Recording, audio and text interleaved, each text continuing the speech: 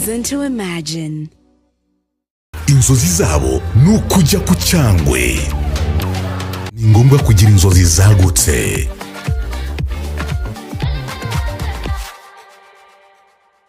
Airtel, a reason to imagine.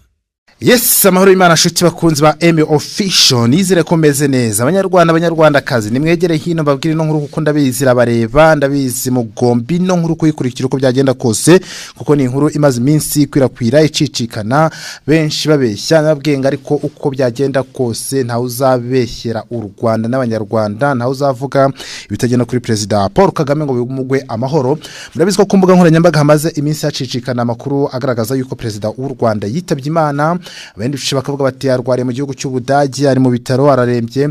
Ibintu byagiye bisa nkaho bitera akanyamuneza cyane cyane abo twita abatavuga rumwe n'ubutegetsi bw'u Rwanda, bavuga bati President w'u Rwanda rwose ararembye, afite ikibazo. Abandi bakagaragaza amafoto yitabye Imana, ariko ukuri reka nkubahe nyaboneka nkuko igisigare cy'u Rwanda kimaze gusohora itangazo kwirebana n'uburwayi bwa President w'u Rwanda Paul Kagame. Ikintu cya mbere nkusaba nukubanza gukanda subscribe, hanyuma iyi nkuru kayumva witonze nyaboneka nimba uri umunyarwanda, nimba ukeneye kumenya makuru nyayo, nimba ukeneye kumenya by'umwihariko ukuri kubirebana koko nimba President w'u Rwanda Paul Kagame yaba arwaye, nimba yaba afite ikibazo, nababwiye ngo nta handi uzakura amakuru y'ukuri usibye kuri Emmy Official. Nimba uramaze gukanda kuri subscribe nagushimiye cyane, ariko nimba ari ubwa mbere nawe ugeze kuri uyu umuyoboro, biroroshye gukanda subscribe cyangwa se sabone nimba ukoresha ururimi rw'igifaransa, ubundi ukajya ubona amakuru yacu agiye atandukanye. RDF ni igisirikare cyubashywe mu karere, kuri Afrika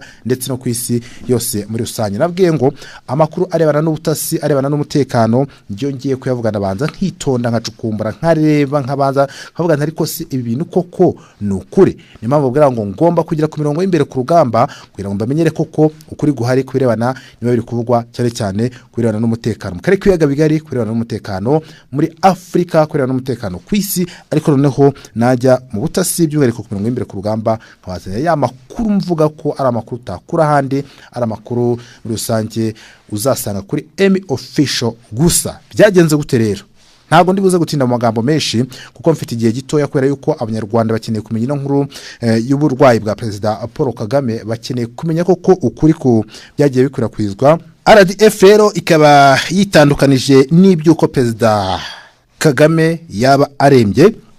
Igisirikare cy'u Rwanda RDF, Rwanda Defense Force, kikaba kitandukanije n'itangazo ryakitiriwe rivuga ko President Paul Kagame arembye kuva mu ijoro ryo ku munsi w'ejo kwa mbere hashize tariki 23 Kamena 2025 nibwo iri tangazo ryatangiye gukwirakwizwa ku mbuga nkoranyambaga. Iri tangazo rero rikaba ari ihimbano rivuga ko President Paul Kagame afite uburwayi bukomeye, akaba atameze neza ndetse akaba ari kwitabwaho n'abaganga ab'inzobere. Risaba kandi abanyarwanda nabo rivuga ko ari inshuti z'u Rwanda kuba umwe bakanasengera umukuru w'igihugu. Iri tangazo kandi risaba abanyarwanda gutuza ngo kuko inzego z'igihugu zikomeje gukora. Ikindi RDF kaba ikirajwe ishinga no gusigasira amahoro n'umutekano w'igihugu. RDF rero ibinyujije ku rubuga rwayo rwa X yavuze ko iri tangazo nibiri kubiyemo ari amakuru y'ibinyoma, fake news. President Paul Kagame nta kibazo afite please. Igisirikare cy'u Rwanda kikaba cyamaganye ibi bihuha mu gihe ibinyoma by'uko President Kagame yaba arwaye bimaze iminsi bikurakwizwa ku mbuga nkoranyambaga nabo bigaragara ko batavuga rumwe n'ubutegetsi bw'u Rwanda. It's a breaking news. Iyi niyo nkuru nakubwira ko ibirebana n'uburwayi bwa President Paul Kagame. President Paul Kagame ni muzima, nta kibazo na kimwe afite rwose, ari muzindi nshingano, ariko inshingano n'ubundi iz'abanyarwanda zo gushakira u Rwanda ikiza. Abantu rero bari bamaze iminsi bibaza bati ese President Paul Kagame koko yabarwaye? Bariya n'abatavuga rumwe n'ubutegetsi bashaka guharabika u Rwanda ndetse no kugaragaza ko President w'u Rwanda yaba afite ikibazo. Reka ibyo mbiveho ahubwo nigire n'ubundi ku birebana n'imirongo y'imbere ku rugamba, by'umwihariko ku gisirikare cya Repubulika ya Demokarasi ya Kongo FARDC cyashinje ihuriro AFC M23 kuba ngo ku cyumweru tariki 22 Kamena ahagana mu masaa 12 z'igice n'igice z'umugoroba ryarishe abasivile 17 ku mudugudu wa Munzinzi muri sheferi ya Ngweshe, teritwari ya Walungu muri Kivu y'Amajyepfo. FARDC rero mu itangazo yo ryashyize ahagaragara ku wa mbere yongeye kuvuga ko amazu menshi nayo yatwitswe kandi abaturage b'abasivile batewe ubwoba bahatuwe guhungira mu birindiro bya gisirikare.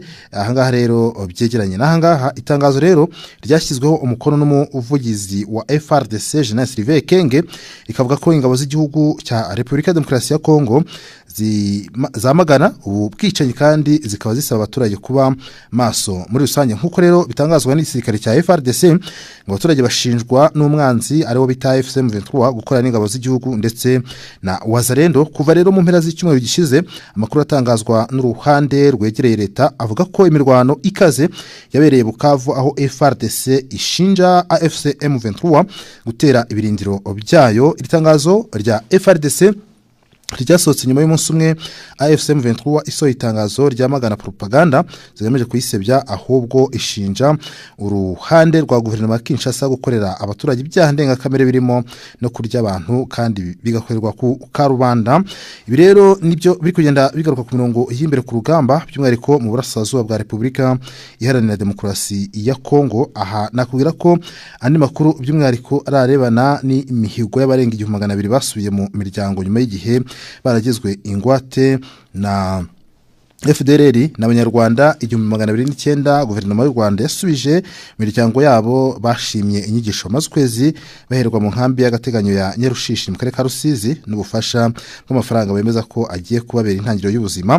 Mu ntangiriro z'ukwezi kwa gatanu uyu mwaka nibwo guverinoma y'u Rwanda yatangiye kwakira abanyarwanda batashye ku bushake bwabo bava mu bice bitandukanye bya Kivu y'Amajyaruguru aho bari baragizwe ingwate na FDLR yasize ikoze jenoside yakorewe abatutsi mu Rwanda 1994. Bafashe rero umwanzuro wo gutaha nyuma yaho umutwe wa M23 uharanira uburenganzira bw'abanyekongo ubuhoye agace bari batuyemo. Mushimimana Pelagie aturuka mu karere ka Nyabihu yavuye mu Rwanda afite imyaka 5 akurira muri Kongo ashakira y'umugabo uyu mubyeyi w'abana 3 n'umwe mu baherutse gutaha mu Rwanda akaba bamaze ukwezi berekwa impinduka n'ibyiza u Rwanda rwagezeho. Mu kiganiro n'itangazamakuru Mushimimana wahaye ibikoresho bisimbura ibyo yatakaje n'amafaranga yo gutangira ubuzima akaba ashima leta y'u Rwanda avuga ko yavuye muri Kongo nta kintu afite. Bageze mu Rwanda barabigisha barabagaburira babahaye n'amafaranga n'ibikoresho akaba agiye gushaka inzu yo kubamo asigaye akazajyana mu bucuruzi. Aya mafaranga rero akaba yizeye ko azamufasha kwiteza imbere ndetse ko muri rusange azakora mu gihugu gifite umutekano. Witwa Asinati Mukandori wagiye muri Kongo muri 2003 akaba rero agiye gushakisha ubuzima mu buhinzi bw'ibireti.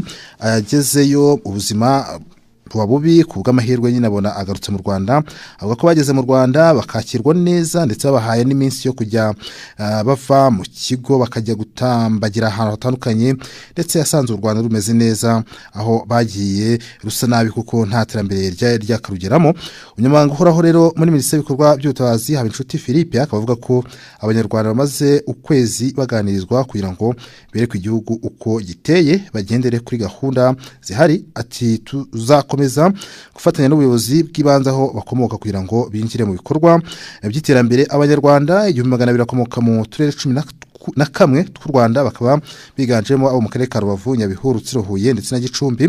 Habinshuti rero akaba yarasabye kurangwa n'indangagaciro zo gushyira imbere ubumwe bw'abanyarwanda no gukorera hamwe bagateza imbere nabo basanze. Abatashye rero bakaba bahabwa amadolari 148 ku bantu bakuru n'113 ku bana mbere yo guhaguruka mu nkambi basubizwa mu miryango bahabwa kandi 20% andi bakazayoherezwa barageze mu miryango yabo. Rero ngibyo ibiri kugenda bigarukaho by'umwihariko kwirana n'ibiri ku mirongo y'imbere ku rugamba by'umwihariko yaba mu Rwanda ndetse no mu burasirazuba bwa Repubulika Iharanira Demokarasi ya Kongo. Ariko nabonye ambasaderi wa Israel mu Rwanda yagize icyo atangaza dore ko ku minsi iri kugenda yisunika niko intambara ya Israel na Iran iri guhindura isura ibintu rero bikarushaho kujya habi. Magenga rero Leta Zunze Ubumwe za Amerika zamaze kugira uruhare rutaziguye muri iyi ntambara aho zarashe ibikorwa remezo bya Iran bivuga ko bikoreshwa mu mugambi wo gucyura intwaro za nucleaire. Amerika rero ni yatangaje ko yinjiye muri iyi ntambara mu buryo bweruye gusa ukurikije aho ibintu biri gugana birashoboka cyane ko iki gihugu gishobora kongera uruhare rwacyo cyane cyane mu bihe rero mu gihe Uburusiya n'Ubushinwa byafata icyemezo cyo kunamba kuri Iran igihugu byombi bifata nk'inshuti. Rero ambasaderi Einat Wesi ahangaha avuga ko nk'uko Iran yarashe ku bice bituyemo abaturage mu gihe rero mu gihugu cya Israel mu bice bya Beersheva bagize inkomere ndetse akavuga ko ubu bari kuganira ndetse baracyari kugabugaho ibitero bikomeye cyane na Iran. Agatse ku kibazo rusange akaba hashize imyaka irenga 30 batanga umuburo ndetse ni igisebo ku muryango mpuzamahanga utarahaye uremere umuburo watanzwe kubera n'intambara iri kubera hano muri Iran ndetse na Israel.